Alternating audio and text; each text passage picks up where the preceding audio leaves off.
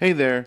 Today I'm starting a new series looking at DC20 subclasses and comparing them to their D&D counterparts, starting with Elemental Barbarians. First, let's take a look at the DC20 Elemental Fury Barbarian. You can surround yourself with the elements such as fire, lightning, water, earth, or violent weather such as blizzards, storms, volcanoes, or earthquakes. Choose one of the following damage types: cold, fire, lightning, or physical. The chosen damage type becomes your elemental rage damage. If you choose a physical damage, then each time you rage, you choose bludgeoning, piercing, or slashing damage. While raging, you gain a 2-space aura of the elements that grant the following benefits. Erupting elements. When a creature within your aura deals damage to you, they immediately take 1 elemental rage damage. Elemental blast. You can spend 1 action point and 1 stamina point to blast 1 or more creatures of your choice within your aura. Make a spell check against the area defense AD of each target within range. Attack hit, they take 1 elemental rage damage. Single target. If the attack only targets 1 creature, it targets the creature's PD and they take 3 damage. Aura type. Choose one of the following additional benefits. Slowing aura. Spaces within your aura count as difficult terrain for creatures of your choice. Additionally, when a creature within your aura fails a save you force it to make, they are also slowed until the end of your next turn. Splashing aura. Once per turn, when you deal elemental rage damage to a creature, you can automatically deal 1 elemental rage damage to a creature within 1 space of it. Stunning aura. Once per turn, when a creature within your aura fails a save you force it to make, it also can't spend action points on reactions until the start of its next turn. And pushing aura. When you use your elemental blast, creatures affected must make a physical save. Failure, each target is moved 2 spaces toward or away from you. Your choice. Next, let's look at the D&D equivalent, the Path of the Storm Herald. Storm Aura. When you select this path at 3rd level, you emanate a stormy magical aura while you rage. The aura extends 10 feet from you in every direction, but not through total cover. Your aura has an effect that activates when you enter your rage, and you can activate the effect again on each of your turns as a bonus action. Choose Desert, Sea, or Tundra. Your area's effect depends on the chosen environment detailed below. You can change your environment choice whenever you gain a level in this class. If your aura's effect requires a saving throw, the DC equals 8 plus your proficiency bonus plus your constitution modifier. Desert. When this effect is activated, all other creatures in your aura take 2 fire damage each.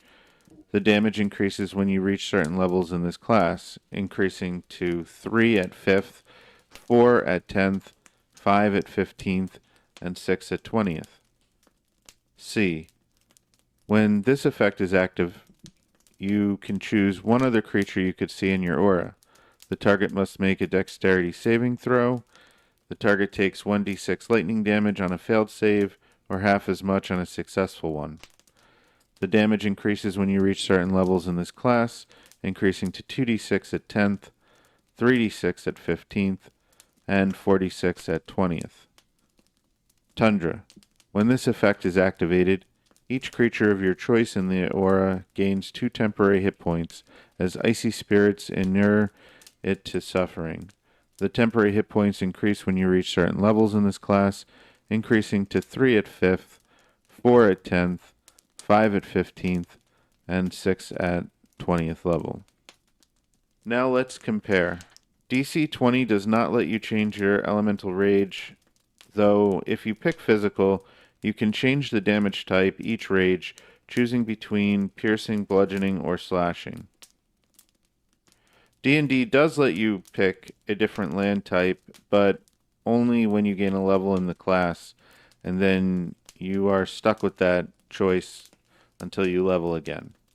The DC20 activated ability is easy to understand and always works the same way. Blast everyone you want within your aura, or focus 1 strong blast against a single target. D&D's effects are also simple, but they are different depending on which land you choose. As for other aura effects, DC20 lets you choose each rage with options like slowing, splashing, stunning, or pushing. This lets each rage and each aura manifest slightly different. D&D does not give these options until higher levels, and they're also tied to your land choice. And that leads us to passive effects. DC20 damages enemies in the aura when they damage you. D&D does not get a passive effect until level 14. The effects all vary wildly from each other depending on the land type. Both DC20 and D&D have 10 feet or 2 space auras, so functionally they're the same as far as size. Final thoughts. Both of these Barbarian subclasses are trying to do similar things, and in very similar ways. They both use elemental auras. They both allow for some choices each rage, though D&Ds are all tied to land choices made when you level. Currently, just comparing level 3, the DC20 Elemental Fury seems to provide a full functional and impactful aura, whereas the D&D Storm Herald needs to be level 14 to get all of the features that DC20 gives at level 3. With that, I have to say, I think DC20 does a better job with the Elemental Barbarian. Will the Storm Herald get updated in 2024? Will that change my opinion? Time will tell. Thank you for watching this video.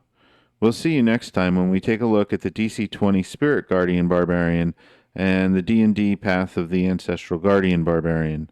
Until then, keep rolling with us.